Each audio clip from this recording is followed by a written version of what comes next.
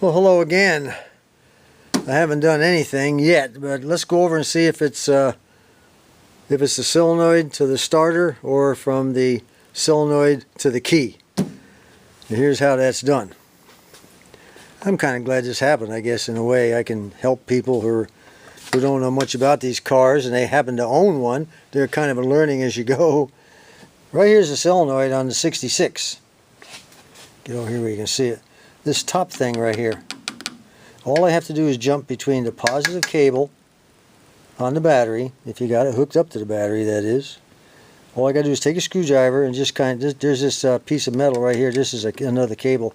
All of this is going to be swapped out and mounted over here after a while, but not right now. It's not a big priority. I can take my screwdriver. I should be able to slide the screwdriver along that metal and then hit this thing right here. And I should get a spark, and I should get the starter kick over. If it doesn't kick over, then we got a problem from here down to the starter.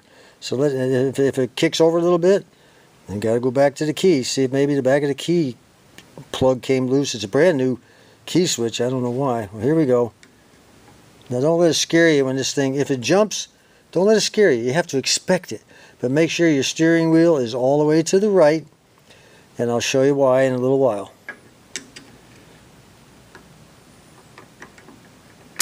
Okay, see the sparks? Okay, that tells me from the solenoid down to the starter is good. Now what? Let's go look at the steering wheel. I want you to see something. Quite a while ago in one of my videos, a couple of years ago, I told you that if this thing has actually it has a bad habit of dropping from park down to reverse. And if you're standing in the back of the car putting up the garage door, when all of a sudden this thing drops down all by itself, you're caught between the car and the garage door. Well, this shifter would actually do that. It would come down and just drop right in.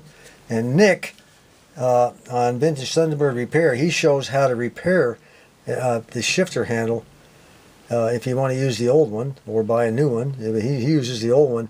He shows you how to fix that and put it back in there, keep that from happening. They just wear out down in here after a few years. Lousy metal. Now, however, now see when it's like this, see you can shift this thing around. However, when you move it to the right, see if you're going to get behind this car with the car running, you move it to the right, you cannot move that gear. The shifter will not move. Okay, it will not drop from park down to reverse. Just keep that in mind.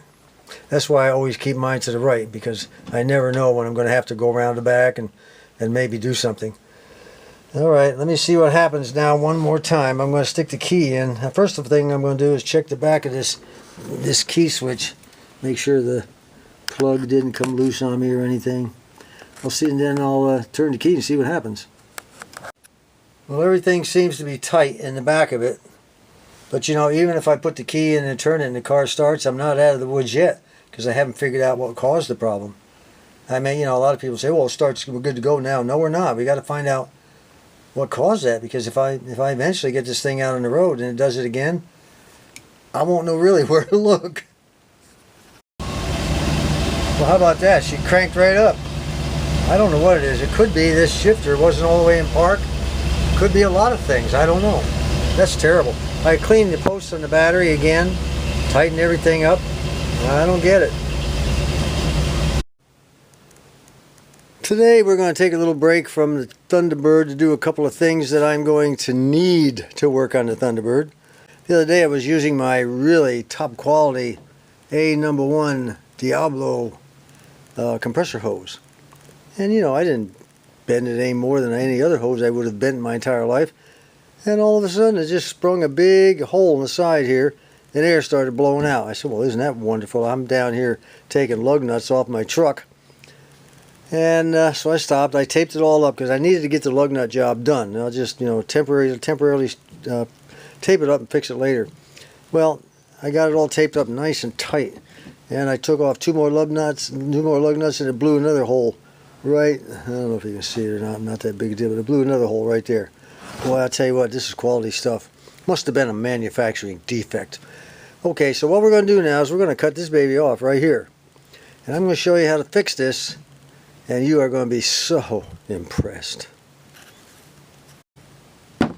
After you get it cut off, take a pair of snips or something and try to get it as flat as you can on the end. You won't be able to get it perfect unless you got really something sharp. A really nice sharp, blade of some kind, X-Acto kind of blade, I don't know. But this will work just fine. Now this is a 5/8 of an inch outside diameter hose. 5/8 of an inch outside diameter. Now we're going to need this little piece right here. And then we're going to need this little piece right here. And you are going to be amazed at what you see.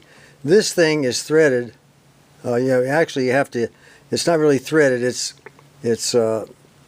smooth on the inside, but you got to force it on there all the way down until it butts up against the bottom down there. You want this part of the hose to butt up against that. Then the next step will be to screw this down through the center, which collapses the hose against the inside surface of that. Alright, she's all the way down in there. You can see it. I don't know if you can see it very clear. See the edge of the rubber hose right there, as far as it'll go. Now, we take this little baby right here and we thread it in until it bottoms out with this. Alright, now is when you use your Teflon tape. We'll go ahead and put some Teflon tape on this, and then I'll show you what the last step is. Alright, last step. We take the old air hose chuck. I guess it's called a chuck, and we just screw it right on in there until she bottoms out down here. And we should be done. I hope I've added enough Teflon tape, or thread seal tape is another term. Alright, that's as tight as she's going to go. I couldn't get her down any further. That's plenty. This is really a nice setup here. Now let's see if we can get it hooked up to the tool. This is the tool end of the hose. I probably should replace the other one, but I'll cross that bridge when I come to it. It's got almost 100 pounds on it. Well, we got 90, I guess. Not bad. I'm glad, because if it had blown, I was just trying to figure out how to maybe get some more electrical tape and tape this back on. I don't know. Alright, the next thing was to get the reservoir. It's just plastic is all it is, lightweight as can be. It's held on with 4 screws. They go up into the 4 corners of this aluminum thing right here. There's no, the only gasket we have is this little O-ring type of thing. That's it, no gasket underneath, just an O-ring type of seal. And you pull that down, you drain it into empty containers, hydraulic oil. What I did was I went down to O'Reilly and I said, hey, I need 3 or 4 of your empty, oil containers. They said, okay, no problem. I mean, they recycle oil down there, so they just take the empty containers and put them in a big barrel. So what we have to do now is we're going to clean this out. You don't want to just empty the oil out if you have one of these, or in the future if you decide to get a lift or whatever. Anytime you have a reservoir of any kind, you just don't want to, drain it out and then put it back up. No, you got to wipe it all out, clean it out the best you can. And now from here, this hose right here, I notice people are going to say something, so I'm going to say something before they do. This hose right here goes down to the hydraulic actuator that's located right in here that tightens up the cable on this thing. There's not that much oil in that line, so I'm just going to allow the filter to go ahead and take care of it. And I'll have this clean, and I'm fixing to take this off and take it outside. I'm going to spray it with brake cleaner. This is a metal screen. Now you can take it loose from the bottom, but I chose not to. I decided to unscrew it from the top up here. This is just a plastic nut. Once I got it loose, now I can go ahead and just unscrew the whole thing. Alright, I used an entire can to clean it with. That's why I bought 3, one specifically for this. And as you can see, she's nice and clean there now. No problem at all. Okay, now all we have to do is put her back in. Now when you tighten this thing back up, these are plastic, don't forget that, this is just plastic. Don't gorilla them tight, snug them up good enough, because that thing just sits there, it doesn't move at all.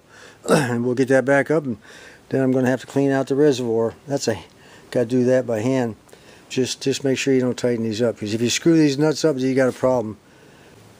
Now these 4 screws here, these are Allen wrench screws, Allen wrench head, or hex head, I guess is what you call it. They just go in by hand and then get snugged up with an Allen wrench. That's all there is to it. You don't have to, again, you don't have to grill it. Then there's no pressure on the inside of this thing at all. I'll say one thing for the direct lifts. They really make maintenance on this thing and the ability to put it together and take it apart. I mean, they make it so the below average puts, a guy like me can work on it with no problem at all. That thing's right back on there. Everything fit perfectly. No problems whatsoever. So now they have a minimum here and they have a maximum here for the level of oil. So we have to kind of go right in this area here. And the dipstick, this is a dipstick, believe it or not. That'll tell me how close we are. And I think last time I got it a little bit too high. I just went and got the old turkey baster out, stuck it down in there, sucked it back out. Piece of cake. Now, of course, the next question is, I know some of you, is how often should you change the oil? If I get a lift someday, or if I have one right now, or I get a chance to buy one cheap, how often should I change it? Look at the documentation. That's why I always recommend when you buy something like this, you should buy new. If you buy old and used, it means somebody else didn't want the problems anymore. You know, get something new, it's yours. You know, if you take care of it, you know it's going to last as long as you want to keep it. But your documentation comes with it. It tells you how often you should change it. I think within the first year, you're supposed to change it completely. And then after that, it depends on how often you use a lift. If you're a mechanic in a garage and it's constantly going up, down, up, down, up, down, well, yeah, you're going to have to change it a lot more often than, say, some hobbyist like me who might lower it up and down 3 times a month. Okay? Look at the paperwork and, you know, be sure you do change it. Now, there was no debris in the bottom of that thing, none.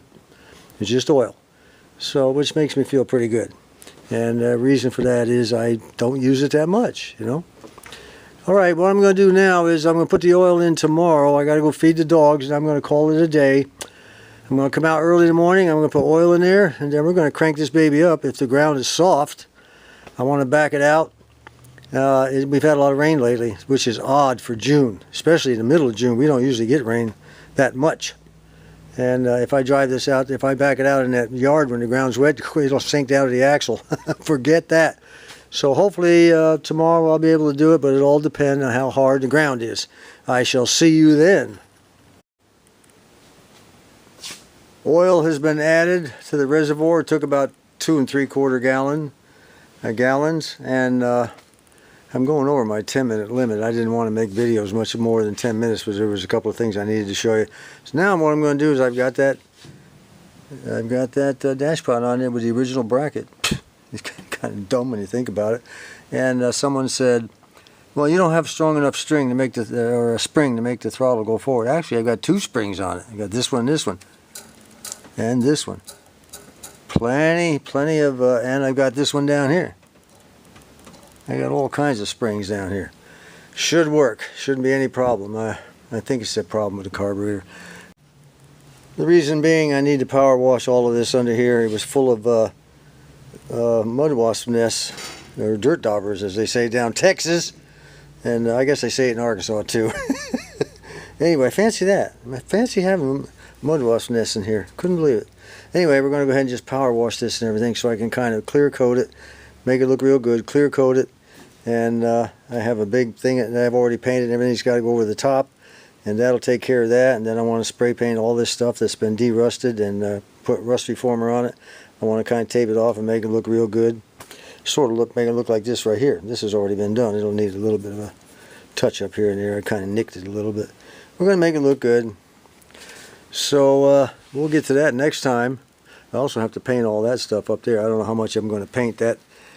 That Wimbledon white paint in the spray can is very expensive. It looks fine just the way it is. I may just shoot it with some primer and let it go because the whole thing's covered up anyway with that cowling grill that goes up there. So until next time, this is John. Hopefully I can start this thing up and it won't rev too high, and so I can get it out. Can you believe that? Just idling just perfectly. Really weird. This car is demon possessed. There's no doubt about it.